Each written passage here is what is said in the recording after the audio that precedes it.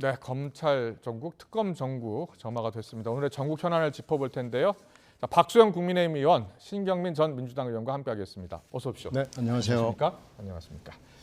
전국 현안을 두 의원님께 이제 여쭤보려고 하는데요. 먼저 이재명 대표, 결국 불출석을 선택했잖아요. 네. 예, 의총에서도 그렇게 권유를 했고 본인도 그렇게 결정을 했습니다. 신경민 전 의원께서는 이 선택을 잘했다고 보십니까? 좀 그렇게 갈 수밖에 없죠. 예. 검찰도 처음에 서면 조사를 8월 중순에 요청했다가 시한이 지나니까 다시 출석해달라고 보낸 거 아니겠어요? 그러니까 예. 서면을 처음에 생각을 했다는 거 아니겠어요? 그러니까 서면으로 뭐 하는 게 맞겠죠. 그리고 어차피 이 기소를 예. 막을 수가 없습니다. 9월 9일이라는 공소시효가 있고 예. 지금 이 공소시효에 맞춰서 여러 가지 사안들이 진행이 됐고 이 검찰 수사는 지극히 정치적일 수밖에 없고요. 대응도 물론 정치적이고요. 네. 그래서 갈 수는 없고 가봤자 기소를 바꿀 수는 없고 아마 자료 화면으로 아마 앞으로 뭐 한 달 정도는 계속 이게 리플레이 재방영되면서 당당한 이미지를 물론 나가면은 얻을 수는 있을지 모르지만 네. 당당한 이미지보다는 피의자 이재명 그리고 검찰에 출두하는 이재명 이 이미지를 얻을 수밖에 없기 때문에 안 나가는 것이 현명한 선택이죠. 네. 물론 그런데 이재명 대표의 경우에 보면 안 나가는 것도 명분을 찾아야 되기 때문에 굉장히 치밀하게 한 흔적이 있습니다. 9월 1일 날로 다시 돌아가 보면은 네. 문자 노출을 통해서 보도 자료를 뿌린 거 아니겠어요? 전쟁입니다. 네, 전쟁입니다. 예. 그게 9월 1일 날 아침에 이미 다 보고가 된 건데 9월 1일 날 오후 3시에 본회의장에서 턱 꺼내서 전쟁입니다라고 네. 보고하는 것을 한 건 문자 노출을 통한 보도 자료를 뿌렸고 그다음에 의총을 통해서 안 나가는 명분을 만들었고 예. 그리고 이제 여러 가지 대응책을 세웠기 때문에 일단은 의원들이 의총에서 반대되는 의견을 얘기할 수가 없는 분위기가 됐고요. 이런 거 보고 이제 시나리오 의총이라고 그러는데 예. 국힘당도 시나리오 의총 많이 했거든요. 그렇군요. 근데 이제 예. 민주당도 시나리오 의총을 통해서 명분을 만드는 거죠. 알겠습니다. 이재명 대표의 수사는 어떻게 보면은 이게 정치적인 수사이고 또 거기에 맞대응해서 안 나가는 게 맞다 이렇게 보고 계시고 그 명분을 찾기 위해서 치밀하게 준비한 것도 보인다 이렇게 이야기를 했습니다. 국민의힘에서는 이재명 대표가 출석하지 않은 것에 대해서 성역은 없다 이런 이야기 하고 있는 것 같고요. 그리고 김건희 여사 특검은 어떻게 보고 있는 거죠? 특검 문제는 사실 지난번 그 윤석열 대통령께서 검찰총장이던 당시에 네. 추미애 장관과 박범계 장관 있지 않았습니까? 예. 그 2년 동안 탈탈 털었던 거거든요. 네. 그래도 아무것도 안 나왔던 거를 다시 이제 끌고 나오는 지금 물타기라고 보고 계시는 겁니까? 물타기죠. 완전 물타기인데다가 이게 나올 것도 없는 걸 이거밖에 카드가 없느냐 예. 이런 생각을 하면 민주당의 입장도 참 답답하겠다 이런 생각을 하게 됩니다. 네, 예, 정치적인 수사이다 이렇게 보고 계신데. 정치적인 수사를 넘어서 그럼 정치를 너무 비하하는 얘기가 되고요. 예. 생존 전략이다. 이재명 그 의원이 출석하지 않는 것부터 시작해서 예. 특검에 물타기하는 것까지 전부 예상된 수순들인데 이것은 이재명 의원이 생존하기 위해서 네. 개항을 출마, 당대표 출마, 그다음에 검찰의 불출석, 이번에 특검 이런 것까지 전부 목표는 단 하나다. 네. 이재명 의원 살리기. 그 목표 하나로 지금 추진하고 있는데 안타까운 것은 민주당이라고 하는 역사와 전통을 가진 정당에서 예. 의원들까지 의총에서 동원돼서 이재명 살리기에 들어갔다는 것이 좀 안타까운 일이죠. 사실 네. 이재명 의원의 의혹은 당하고는 상관이 없는 겁니다. 개인적인 의혹입니다. 국민의힘에서는 이게 이재명 살리기, 이재명 대표 살리기, 또 이재명 로펌이냐 민주당이 이렇게 그 얘기 이야기 갑자기 했더라고요. 또 나왔더라고요. 그런데 윤 대통령 고발건도 있어요. 이제 네.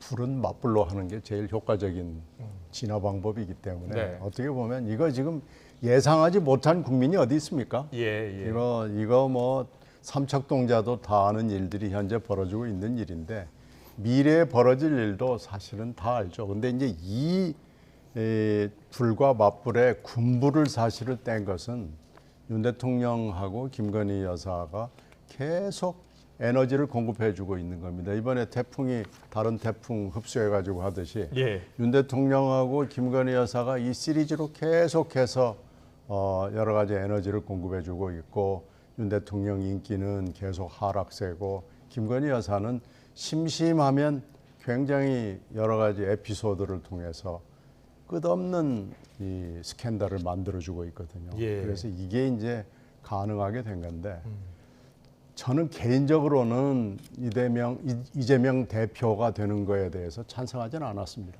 지금도 별로 찬성하고 싶은 생각이 없는 사람인 건 분명한데요. 이미 대표가 됐기 때문에 이제 이렇게 갈 수밖에 없는 우리가 이 트랙에 올라탄 거예요. 예. 그러니까 이제 이걸 사실은 어쩔 수 없이 이렇게 돼서 민생이 실종되고 정기국회도 날아가고 여의도 정치가 실종이 되는 이런 상황까지 지금 오게 된 거죠. 그래서 저는 매우 이걸 불행하게 생각합니다. 네, 정치적인 수사고 지금까지 온 사태에 대해서 불행하게 생각한다는 말씀해 주셨는데 그렇다면 정치적으로 이 문제를 어떻게 풀어야 됐습니까? 글쎄 지금 좀 윤 대통령이 만약에 인기가 높아가지고 잘했더라면 지금 한 50% 이상의 지지도를 가지고 있었더라면 그리고 김건희 여사가 약속한 대로 조용한 내조를 하고 문제가 생겼을 때 즉각 대응해서 끊어냈더라면 네. 민주당이 뭐 이렇게 해야 될 이유도 없고요. 예. 하여튼 에너지를 계속 공급해 주는 건 대통령과 영부인 쪽이다라는 얘기는 제가 분명히 지적하고 그런데 싶습니다. 김건희 여사 관련 의혹들이 계속 나오잖아요. 해외 순방 때 이제 민간인 동행 문제도 있었고 대통령실 인테리어 공사 계약 업체가 이제 김 여사와 친분이 있는 업체 아니냐. 또 대통령 동선이 또 팬클럽 댓글에도 공개되기도 했고 여러 의혹들에 대해서 민주당은 김건희 여사 특검법 필요하다 이런 주장이거든요. 김건희 여사가 조용했더라면 뭐 특검법이 왜 필요하겠어요.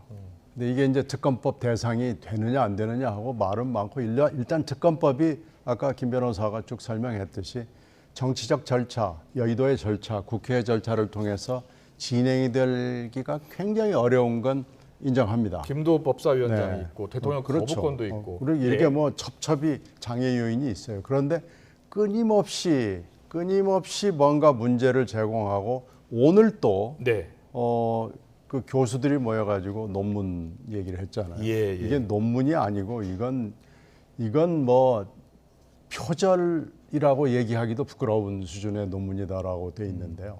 그러니까 이런 걸 끊어내줘야 됩니다. 나 논문 취소하고 학위도 반납하고 하겠다. 그리고 문제가 생기면 팬클럽 제발 해체해달라. 네. 나 앞으로 연락 안 하겠다. 하나씩 끊어가주면 되는데 계속 문제가 생기는 거 아니에요. 그러니까 저 특검법도 국민적 지지를 받는 겁니다. 국민들이 그래 특검 한번 할 수도 있는 거 아닌가 이렇게 지금 보는 겁니다. 그렇군요. 신경민 전 의원 저렇게 보고 계시는데 박수영 의원님. 전혀 뭐 아니죠. 예. 이게 특별하게 우리 김건희 여사가 아주 잘못한 일들이 사실 하나도 없습니다. 지금 제기되고 있는 의혹들이란 게 그렇게 큰 것도 아닌데 과거 대통령 부인들하고 비교해 보면 정말 사소한 거거든요. 명확한 해명이 좀 필요하지 않나 이런 의견도 있거든요. 해명은 예. 뭐 선거 과정에서 충분히 했는데 불구하고 0.73% 차이라고 하는 대선 결과 예. 여기에 대해서 불복하고 있는 거죠. 뭐든 이슈를 만들어야 되는데 안타까운 것은 대통령 본인에 대한 것이 아니라 네. 부인에 대한 이런 걸로 자꾸 하고 있는 것이 네. 얼마나 대통령 본인을 비판하거나 비난할 것이 없으면 부인을 하겠느냐. 그리고 민주당으로서는 사사건건 민생 하면서 실제로 하는 일은 예. 실제로 하는 행위는 정략적인 행위밖에 안 하고 있는 것이거든요. 그러니까 지금 이런 평가와 태도가 계속 증폭되면서 예. 윤 대통령과 부인을 곤혹스럽게 만드는 겁니다. 예. 끊어내면은 넘어갈 거예요. 네. 근데 끊어내지 않고 약속을 지키지 않는 이 태도가 계속 민주당 쪽에서 문제 제기를 할 수밖에 없는 에너지가 되는 겁니다. 알겠습니다. 국민의힘 비대위 얘기 좀 해보겠습니다. 국민의힘 비대위 이제 새로운 비대위 출범을 앞두고 있는데요. 사실은 어제만 하더라도 주호영 전 비대위원장이 이제 비대위원장이 될 것이다. 새 비대위원장이 이런 보도가 많았는데 오늘 주호영 의원이 기자간담회 했어요. 비대위원장 맞지 않겠다고요. 뭐라고 얘기했는지 잠깐 듣고 올까요?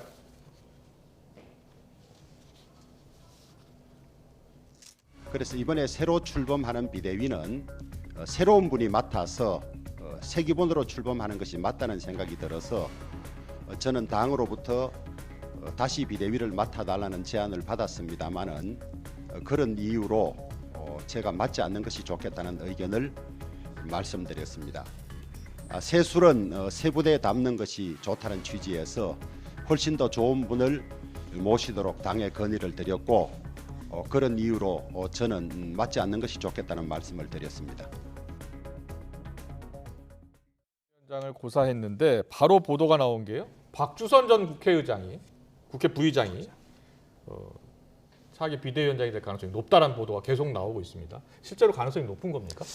글쎄 그건 뭐 최종 결정이 나봐야 아는 사항이 되겠죠. 네. 그렇지만은 뭐 기준으로 따지면 괜찮은 기준이었다. 왜냐하면 지금 새로 비대위원장 맡게 되시는 분은 당을 통합을 해야 될 것이고 또 자기 욕심이 있어서 길게 비대위를 끌고 가서는 안 됩니다. 네. 금년 안에 마무리를 해서 새 당 대표를 뽑아야 내년에는 이제 윤석열 대통령을 적극적으로 도와줄 수 있는 우리 당이 될 수 있기 때문에 네. 금년에 마무리를 해야 되는데 그러려면 본인의 욕심이 적어야 됩니다. 본인이 아주 미래에 정치적인 욕심이 없어야 되는데 이분이 이제 49년생이시거든요. 네. 다시 정치적인 미래를 만들기는 어려운 분이기 때문에 이런 분이 나와서 신속하게 전당대회를 치르고 우리 당 대표를 빨리 뽑아내는 방식이 필요한데 그 기준에 하면 딱 맞는 그런 그렇군요. 분이라고 생각합니다. 예, 호남 4선 중진 의원이고요.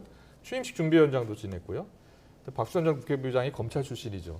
박수현 전 국회부의장이 지금 새 비대위원장으로 거론되고 있는 것에 대해서는 어떻게 보세요? 좋은 선택이라고 생각합니다. 그런데 네. 주호영 의원을 계속해서 얘기했던 것은 하지하책이라는 표현이 맞을 거예요. 그건 법원하고 한판 맞짱 뜨자는 그렇군요. 선언으로 비춰질 수 있고 가처분 신청 또 한다고 하니까. 지금 예. 막 두드려 맞춰가지고 당헌 개정해서 이렇게 뜨는데 다시 예전에 1기 비대위원장을 2기 비대위원장으로 한다는 것은 아주 나쁜 선택일 수도 있고요. 네. 그리고 윤심이 바라는 것도 아닐 겁니다. 예. 근데 이제 누구로 할 수 있느냐 했을 때 현실적으로 비대위원장 할 만한 분도 별로 없습니다. 거기에다가 박주선 전 부의장 같은 경우에는 금방 말씀하신 여러 가지 장점이 있죠. 예. 그리고 혹시 있을지 모르는 개편에 대비해서 박 전 부의장한테 힘을 실어줄 수도 있는 미래의 정치적 담보나 어떤 힘을 실어줄 수 있다는 굉장히 좋은 메리트가 있습니다. 그렇군요. 네.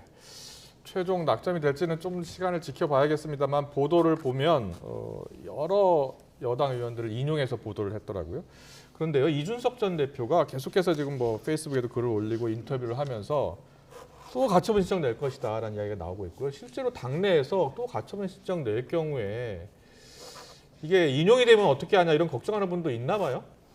그래서 뭐 당내에도 이준석 전 대표를 옹호하는 분들이 계시니까 예. 충분히 뭐 그럴 수 있다고 생각은 듭니다만은 이번에는 지난번 가처분 신청에서 나왔던 결정들을 충분히 반영해서 네. 당헌 당규를 개정했고요. 그 기준에 맞게 새로 비대위를 출범했기 때문에 예. 가처분 신청까지 가기는 어려울 것이다 이렇게 보고 있습니다. 네. 그리고 이준석 대표는 모든 것을 자기 중심으로 생각을 하는데 예. 이준석 전 대표 생각은 지구가 이준석을 중심으로 돌아간다 이렇게 보고 있는 것 같아요. 그런데 예. 우리 당에서는 그 이준석 전 대표의 발언이나 행보에 그런 건 안중에도 없고 네. 우리 나름의 스케줄로 빨리 가고 있는 것입니다. 네. 그리고요 하나 더 여쭤볼게요. 새 당원에 비대위 출범 시에 당 대표는 해임된다라는 당원이 새로 명시된 겁니까? 예. 아 그렇군요. 그러면 비대위원장 이제 지명이 되고 출범을 하면 이준석 대표는 자동 해임이네요. 뭐 그전에도 우리 이미 비대위 출범하면서 최고위 자체가 해산됐다고 선언을 했기 때문에 그렇죠. 그런데 한 번 더 정확하게 또 밟아주는 이런 형국이 되는 것입니다. 네. 이준석 전 대표의 앞으로 정치적으로 어떤 운명을 맡게 될 것 같아요. 예. 다른 사람이라면 모르지만 이렇게 불소급의 원칙으로 해서 당헌을 고친 것은 법원의 판단을 일단 한 번 더 받아봐야 되는 것이 원칙이고요. 예, 왜냐하면 소급의 원칙이라는 건 없거든요. 그러니까 이제 불소급의 원칙이 있고 또 하나 예. 실제로 이준석 대표가 정말로 어려운 부분은 16일 날 소환되는 경찰 수사할 겁니다. 그렇죠. 16일 날 소환. 네, 예. 이게 이제 거기서 기소는 못 하겠지만 네. 그 지금까지 주장해온 여러 가지 혐의에 대해서 확인을 해줄 수가 있거든요. 그러면 추가 징계도 가능하게 되고 사실상 이 대표가 직면해야 될 도전은 저는 뒷부분에 있다고 생각합니다. 네, 어떻게 들으셨습니까? 오늘 신경민 전 민주당 의원, 박수영 국민의힘 의원의 전국 분석을 자세히 들어봤습니다. 오늘 말씀 잘 들었습니다. 감사합니다. 네, 고맙습니다. 감사합니다. 고맙습니다.